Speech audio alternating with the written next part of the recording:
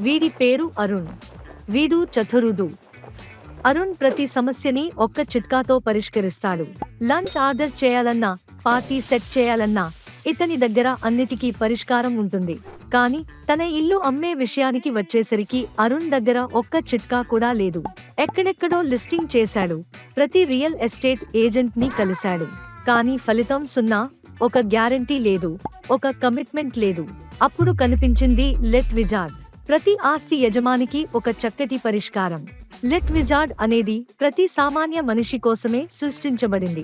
ఇది ప్రపంచంలో మొదటి ప్రాపర్టీ మరియు రెంటల్ మార్కెట్ ప్లేస్.